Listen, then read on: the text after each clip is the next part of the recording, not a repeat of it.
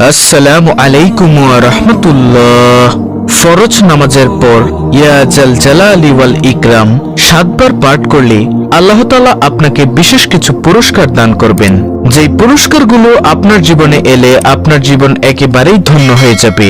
প্রিয় দর্শক, এমন গুরুত্বপূর্ণ পুরস্কারগুলো পেতে হলে আজকের ভিডিওটি আপনাকে সম্পূর্ণ দেখতে হবে। আমি বিশ্বাস করি যে ব্যক্তি ইয়া জাল জালালি ওয়াল ইকরামকে ভালোবাসে, আল্লাহ তাআলাকে ভালোবাসে, নবী মুহাম্মদ সাল্লাল্লাহু আলাইহি ওয়াসাল্লামকে ভালোবাসে, সে আজকের ভিডিওটি সম্পূর্ণ দেখবে এবং এইখান থেকে আমলটি পরিপূর্ণভাবে শিখে পরবর্তীতে সেও প্রত্যেক ফরজ সালাতের পর উক্ত আমলটি করে মালিকের দরবারে দোয়া করবে ইনশাআল্লাহ ইনশাআল্লাহ। তো প্রিয় দর্শক, আজকের ভিডিওটি একজন মুমিন মুসলমানের জন্য খুবই গুরুত্বপূর্ণ। আজকের ভিডিওতে আমি দুইটি পার্ট আলোচনা করব। প্রথম পার্টে আলোচনা করব ফরজ নামাজ না পড়ার 15টি শাস্তি সম্পর্কে, আর দ্বিতীয় পার্টে আলোচনা করব ইয়া জাল জালালি ওয়াল ইকরাম এর সেই অজানা আমল সম্পর্কে। তাহলে চলুন প্রথম পার্টে আলোচনা করি ফরজ নামাজ না পড়ার 15টি শাস্তি সম্পর্কে। হাসরের মাঠে নামাজের মাধ্যমে হিসাব নিকাশ শুরু হবে। যার নামাজ সঠিক হবে তার অন্যান্য আমলও সঠিক বলে বিবেচিত হবে, আর যার নামাজ অসুন্দর হবে তার অন্যান্য আমলও অসুন্দর বলে গণ্য হবে।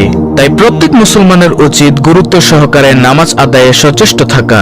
যে ব্যক্তি নামাজের ব্যাপারে অলসতা করে তাকে 15 ধরনের শাস্তি দেওয়া হবে। তার মধ্য থেকে 5 ধরনের শাস্তি দুনিয়াতে, 3 ধরনের শাস্তি মৃত্যুর সময়, 3 ধরনের শাস্তি কবরে, 4 ধরনের শাস্তি কবর থেকে উঠানোর পর দেওয়া হবে। দুনিয়াতে যে 5 ধরনের শাস্তি দেওয়া হবে তা হলো: নম্বর 1, তার জীবনের বরকত ছিনিয়ে নেওয়া হবে। 2, তার চেহারা থেকে নেককারের নূর দূর করে দেওয়া হবে। 3, তার নেক কাজের কোনো বদলা দেওয়া হবে না। 4, তার কোনো দোয়া কবুল হবে না। 5, নেকবান্দাদের দোয়ার মধ্যে তার কোনো হক থাকবে না। আর মৃত্যুর সময় যে 3 ধরনের শাস্তি দেওয়া হবে তা হলো: নম্বর 1, কষ্ট ও অপমানের সঙ্গে সে মৃত্যুবরণ করবে। 2, ক্ষুধার্ত অবস্থায় সে মৃত্যুবরণ করবে। 3, এমন পিপাসার্ত অবস্থায় সে মৃত্যুবরণ করবে যে সমুদ্র পরিমাণ পানি পান করলেও তার পিপাসা মিটবে না। নাউজুবিল্লাহ। কবরে যে 3 ধরনের শাস্তি দেওয়া হবে সেগুলো হলো: নম্বর 1, কবর তার জন্য খুব সংকীর্ণ হয়ে যাবে। এমন সংকীর্ণ হবে যে রাসূল সাল্লাল্লাহু আলাইহি ওয়াসাল্লাম বলেন, কবরের 2 পাশের মাটির চাপে এক পাশের বুকের হাড় আরেক পাশে ঢুকে যাবে। নম্বর 2, তার কবরে আগুন জ্বালিয়ে দেওয়া হবে। নম্বর 3, তার কবরে এমন একটি সাপ নিযুক্ত করা হবে যে সাপের চোখ হবে আগুনের, নখগুলো হবে লোহার, তার প্রত্যেকটি নখ লম্বা হবে 1 দিনের দূরত্বের পথ। ওই সাপের আওয়াজ হবে বজ্রের আওয়াজের মতো বিকট। সাপ ওই বেনামাজিকে বলতে থাকবে, আমাকে আমার রব তোমার জন্য নিযুক্ত করেছেন যাতে ফরজ নামাজ নষ্ট করার কারণে তোমাকে আমি দংশন করি। ফজরের নামাজ নষ্ট করার কারণে সূর্যোদয় পর্যন্ত দংশন করতে থাকি, আর জোহরের নামাজ নষ্ট করার কারণে আসর পর্যন্ত দংশন করতে থাকি, আসরের নামাজ নষ্ট করার কারণে মাগরিব পর্যন্ত দংশন করতে থাকি, আর মাগরিবের নামাজ নষ্ট করার কারণে এশা পর্যন্ত, আর এশার নামাজ নষ্ট করার কারণে ফজর পর্যন্ত দংশন করতে থাকি। নাউজুবিল্লাহ। এই সাপ দংশন করার সঙ্গে সঙ্গে সে 70 হাত মাটির নিচে ঢুকে যাবে, উঠিয়ে তাকে আবার দংশন করতে থাকবে। এইভাবে কিয়ামত পর্যন্ত তাকে আযাব দিতে থাকবে। আল্লাহ তাআলা আমাদেরকে রক্ষা করুক, আমিন। আর প্রিয় দর্শক, কবর থেকে উঠানোর পর বেনামাজিকে যে 4 ধরনের আযাব দেওয়া হবে সেগুলো হলো: নম্বর 1, তার হিসাব খুব কঠিনভাবে নেওয়া হবে। 2, আল্লাহ তাআলা তার উপর অসন্তুষ্ট হয়ে থাকবেন। 3, তাকে জাহান্নামে নেওয়া হবে। নম্বর 4, তার চেহারায় 3টি লাইন লেখা থাকবে। প্রথম নম্বর লাইন হলো, হে আল্লাহর হক নষ্টকারী। দ্বিতীয় নম্বর লাইন, হে আল্লাহর গোসাই পতিত ব্যক্তি। তৃতীয় নম্বর লাইন, তুমি দুনিয়াতে যেমন আল্লাহর হক নষ্ট করেছিলে তেমনি আজ আল্লাহর রহমত থেকে তুমি নৈরাশ। এই 3টি লাইন লেখা থাকবে। প্রিয় দর্শক, এইভাবে বেনামাজিকে 15 ধরনের শাস্তি দেওয়া হবে। আল্লাহ রাব্বুল আলামিন আমাদের সবাইকে 5 ওয়াক্ত নামাজ যথাযথভাবে আদায় করার তৌফিক দান করুন, আমিন। দর্শক, কেন আমরা নামাজ আদায় করব না? রাসূল সাল্লাল্লাহু আলাইহি ওয়াসাল্লাম হাদিসের মধ্যে কত সুন্দরভাবে বলেছেন। তিনি বলেন, হে সাহাবায়ে কেরাম, শোনো, তোমাদের কারো বাড়ির পাশে যদি একটি প্রবাহমান নদী থাকে, সেই নদীতে যদি সে ব্যক্তি দৈনিক 5 বার গোসল করে তার শরীরে কি কোনো ময়লা থাকতে পারে? তখন সাহাবায়ে কেরাম বললেন, না ইয়া রাসূলুল্লাহ সাল্লাল্লাহু আলাইহি ওয়াসাল্লাম, তার শরীরে কোনো ধরনের ময়লা থাকতে পারে না, সে ব্যক্তি একেবারে পরিষ্কার পরিচ্ছন্ন হয়ে যায়। তখন নবী করিম সাল্লাল্লাহু আলাইহি ওয়াসাল্লাম বলেন, হে সাহাবায়ে কেরাম, শোনো, কোনো ব্যক্তি যদি 5 বার অজু করে সুন্দরভাবে অজু করে 5 ওয়াক্ত নামাজ সুন্দরভাবে আদায় করে তার শরীরেও কোনো গুনাহের ময়লা থাকতে পারে না। সুবহানাল্লাহ, আল্লাহু আকবার। প্রিয় দর্শক, নামাজের এতটাই দাম, এতটাই গুরুত্ব।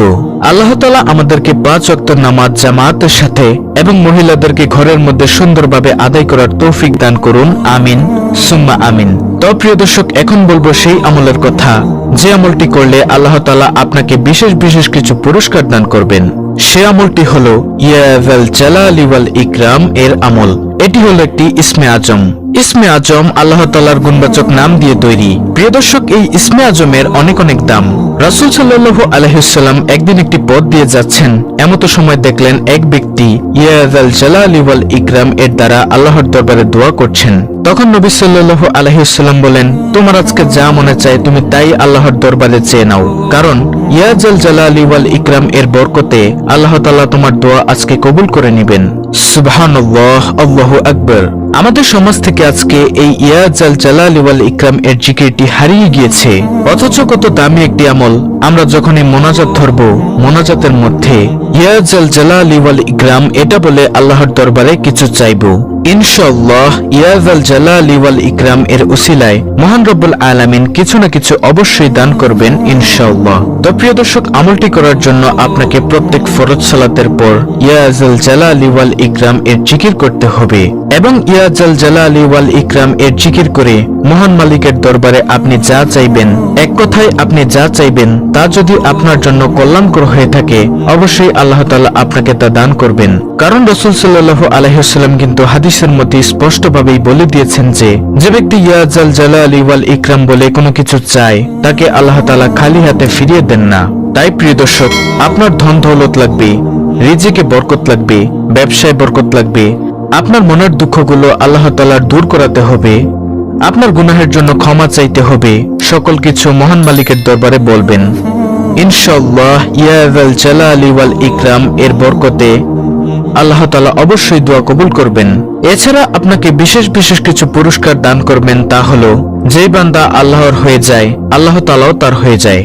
যখন আপনি আল্লাহর পাগল হয়ে যাবেন আল্লাহ তাআলা আপনাকে গায়বী খাজানা থেকে রিজিকের ব্যবস্থা করবেন, আপনার অন্তরের মধ্যে প্রশান্তি দান করবেন, প্রশান্তিময় জীবন দান করবেন, পরিবারের মধ্যে সংসারের মধ্যে সুখ শান্তি দান করবেন ইনশাআল্লাহ, এবং সমস্ত আমল করার জন্য আপনাকে তৌফিক দান করবেন।